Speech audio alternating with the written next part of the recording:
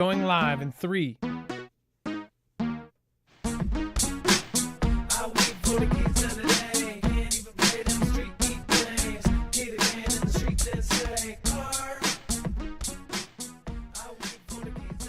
right, what is going on, guys? It is Adam, aka Marf, and this is Marfoogle News. The trade escalation is going way, way up, and of course now it's turning into a joke, at least on China's side. Of course, the trade war has spiraled several times in the last few days. Of course, everyone is excited because now the stock market is up, and everybody's happy because basically the president turned the light switch back off on 90% of the countries, except for China. Now, China, on the other hand, the main manufacturer for the world, I mean, it literally manufactures a giant chunk of almost all of the digital crap and electronics and the cheap electronics of the world. They are now the main target of this. This is exactly what many of us thought was going to happen, especially if at some point we were ever going to separate from them. But nobody could foresee a president doing the wild things that this president has done. I think that a lot of us preppers did. Again, they're talking about, of course, how now China is, of course, retaliated again. Now China has announced it will tax U.S. products at 125%, but it won't go any higher because President Donald's escalating duty rates have become an economically meaningless joke. Trump had announced 145% tariffs on products from China as part of an escalating trade war between the world's two largest countries. On Friday, Beijing retaliated by raising tariffs to 84% on American goods, 41%, but then it said it would ignore any more increases on Trump's part. Given that American goods are no longer marketable in China under the current tariff rates, if the U.S. further raises tariffs on Chinese exports, China will disregard such measures. Basically saying you're at such a crazy level that it doesn't even matter anymore. This totally makes sense. We just talked about this last night. Any product that is shipped, any kind of profit margin that China makes is very small comparatively because they're making it on the bulk. They're making it on the wholesale. If they sell you a little back scratcher that it costs them 10 cents to make and almost zero labor, we end up selling it for $5. Most of the actual profit is on our end. On their end, they make money by selling it for 30 cents to the United States and selling a billion of them, again, at 20 cents a piece. So as far as if you raise the tariffs to 145%, it's a giant, giant thing. They can't even ship the damn thing without losing money. So again, this is an crazy, crazy, crazy thing that's going on right now.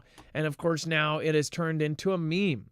But this is not funny. I mean, this is not something I find funny. I believe that this is the beginning of the separation between U.S. and China. And again, nobody believed this could happen because we are so ingrained in each other.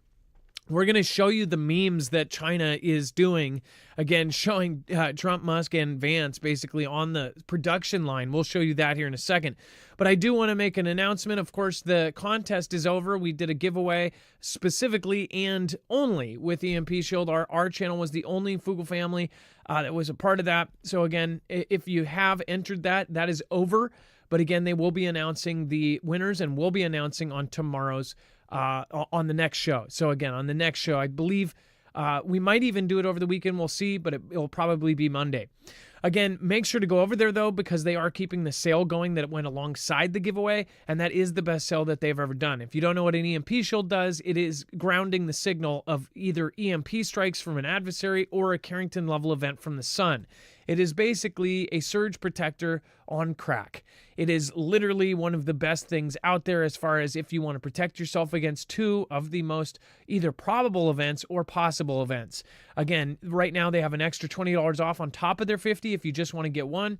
But if you want to outfit your whole family, on 4, you get not only $200 from them, but you get $200 from us. That's $50 per device from us that stacks. So that's $400 off. Again, on 3, you get $150 plus $120. So again, it's a huge, huge sale, and it will only go for a few days longer than the actual giveaway. Go and check it out, marfooglenews.com/EMP. Takes 10 minutes to put in your car, and that means you're going to get home to your family to bug in or get out to bug out. All right, let's bring in my co-host/internet brother, Dex James. What is going on, and how are you doing today? Well, hello, Adam, and hello, Foogle fam. I'm doing just fine. And we might actually name that in tonight's show, the next big show, like after this one tonight. Yeah. If we get the winners. Yes, if we get the winners. So yeah. So tonight, as far as like in Marfoogle TV, right after this, you'll be ported over. So we'll see if we can get the winners right now. But again, if not, it will be on the next show over the weekend or on Monday. And then Trump and Elon Musk did new AI video showing them as factory workers. So Dex, this is like PSYOP city here. But do you want to talk about what the memes they're putting out? Well, yeah, the picture's worth 1,000 words. So take a look at everything that's in here. I'll talk a little bit about it, but this is being pushed out as the Ganda from Chinese media, and it's being promoted all over Chinese social media by their users, making fun of Americans. And the latest one here is the one of Trump and Musk and Vance working in a factory assembling Nikes, which, Nikes aren't actually going to be one of the things that I think Nike was one of the places that was actually trying to get out of China too.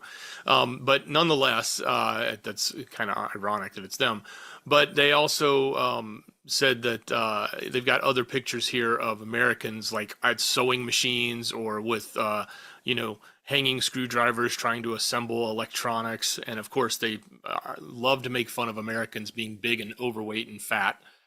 So you've got like the big fat guy running an old sewing machine in a factory, and these are everywhere. And it's a big propaganda blitz right now coming out of China. They've gone so far as to even make fun of the penguins, which there was certain countries that have no inhabitants on them but penguins. So they put penguins with "Make America Go Away" hats on them, and they're pushing them out, and they're even covering it on their nightly news. That's how big of a deal it is. They're kind of funny. I mean, good job, China. Usually they're like it's a meme war. Yeah, and here's the not funny part. Memes have been so powerful in the past. Just realize memes are half of what has happened with our culture. Memes have been attacked by the government because of their strength. Memes at first were a way to get past a lot of the censorship. I don't know if you guys knew this, but if you essentially put a picture with words, the computers, the very first algorithms couldn't really figure it out. So if you put you put words over pictures, it was much harder for a computer to actually get the context, especially before AI was able to look at something and say, well, this is a joke based on this and this. Before that happened, it was actually very easy to get out actual information with a picture combined with words. Between the two, you could actually put a message there that was much harder to get out in either message form or even in picture form. It could just look at a picture, it could just look at words, it couldn't look at both. So memes were a serious way of, it was honestly a battle for a few years there. And then, of course, the government asked a lot of the social media platforms to figure out ways to basically decipher all of this and to stop it. I mean, we know in the last 4 years under JB's administration, anybody who did memes was a target.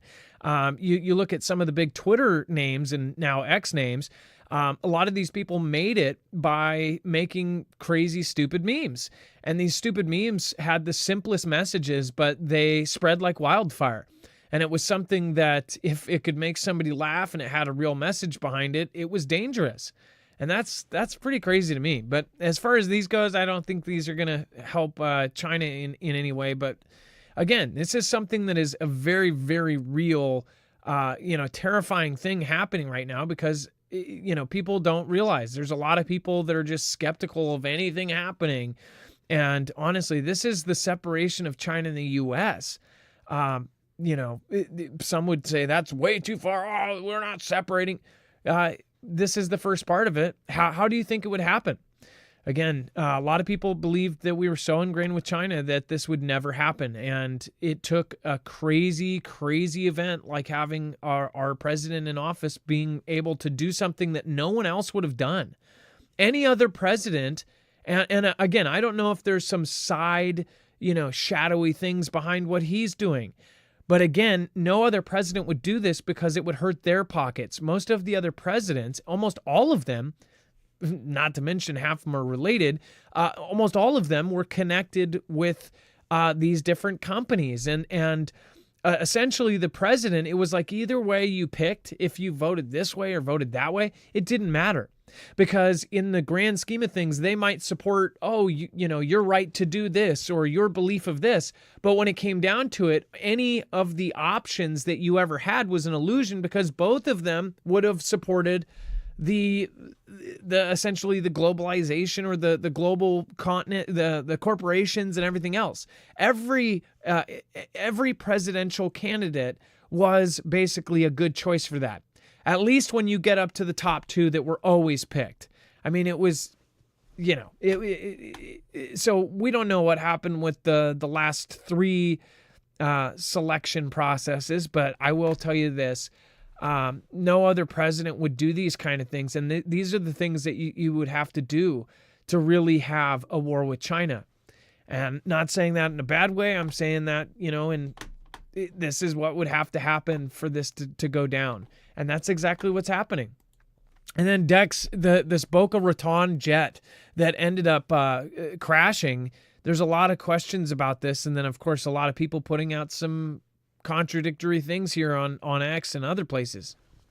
Well, yeah, the big question is when you look at this flight map that shows the path that he took, it just seems it doesn't seem odd. I'm sure there's an explanation for it. And some may say that it looks like he tried many, many times to try to gain control and get lined up for the runway, just making circle after circle after circle. But some of them were very tight. It looks like the latter ones were very large loops, and probably would have been better than some of the earlier ones that looked like they were just kind of crazy circles right over the runway area. But all of this is happening, and then unfortunately the jet did crash, and I think a person in a car was injured and taken to the hospital as well. So the mystery on this one is obviously the ADBS tracking just is very bizarre looking to the common person. I'm sure there's a pilot out there who goes, oh, I know exactly what that is. He had no control and it was tight turning and he was trying to maintain it, and then he finally got it to, larger turns and gained more control, but it wasn't enough to line up or something like that. Somebody's going to have a decent Here's my guess is he had manual everything. I bet these big loops is when he was first starting out. And then each one of them you could see was off from the actual runway. I wonder if these were when he was less desperate, and then maybe he started running out of fuel or something. And then as it got tighter and tighter, he's going crazy trying to land the damn thing. No, the big loops are at the end. If you can click through in the top right corner of that, and you can watch the video on Twitter. I didn't load it. I'm sorry. No, that's okay. Yeah, it should load though. So he takes off. He literally takes off and does a loop over the runway, and then does all those small circles at the end of the runway, and then finally starts to break out of the circles and gets into the bigger loops, and then crashes. Huh. Well, again, with this, a lot of folks are commenting on just how many plane crashes there are. And do you want to talk about N-Wokeness's tweet here? Well, yeah, just look at the stats there. It tells it all, right? The fact that, everybody is in the media is really wanting to talk about, hey, look at all the crashes we've had, look at all the air problems we've had. But if you go back to 2024 or 2023 and you look in January, there were 80 incidences according to the NTSB in 2024. There were 90 in 2023 in January, but there was only 67 in January this year. And if you look in 2024, it was 93 and 82 for 23, but only 78 in February. And this month in March, or not this month, this past month, it was only eight incidences. But in 2024 it was 113, and in 2023 is 106. Now, it's a stat. It doesn't necessarily tell the full story, but it is very much different from the reporting that we get about every little crash and everything that's happened, or if two planes on a tarmac's wings actually rub together, it all of a sudden becomes the end of the world. So March wasn't updated yet, but I did verify it was actually 96, but that's still 20 less than last year. And last year we weren't. I mean, last year we were talking about Boeing incidences, but again, if you look back throughout history, I mean, 2022 and 2021, there was 114 exactly each year. There was 129 in 2015. I mean, this is not anything crazy. So for the media to make it look like, you shouldn't even fly right now because there's just crash after crash after crash, it's what they're choosing to cover. So when they choose to cover something that really shouldn't be covered or that is normal, think about what they're not covering. Again, the narrative is that there's so many more, but again, that, it's not. It's actually, we're actually doing better this year than we have in previous years, so far at least. I don't know about April. April is not in yet, but again, what has the news talked about for the last 3 months? What has our communities been talking about? It is weird. It's not weird about the crashes. It's weird why the media is covering them so often. It's kind of like the train derailments. It's like after the big derailment where we had that huge spill of crazy stuff in that city. It's like after that, every derailment for 6 months straight was covered. It's just the monster of the media that covers things that they want. They just know you'll eat it up. So wouldn't worry so much about the plane stuff. We'll be joining you over on Marfoogle TV in just a moment. Remember, that contest is over. If we can get those winners, we'll end up announcing them on the next show. So again, make sure to go check that out. Again, Marfoogle TV. If you want the bibliography for the entire show, we always put one over on marfoogle.news.com. You can actually find a full bibliography of every single article, tweet, video, picture, document, including that tweet from Wokeness with that chart. You can go over there and access it. We'll see you in just a minute. Be safe, be prepared, and Marf out.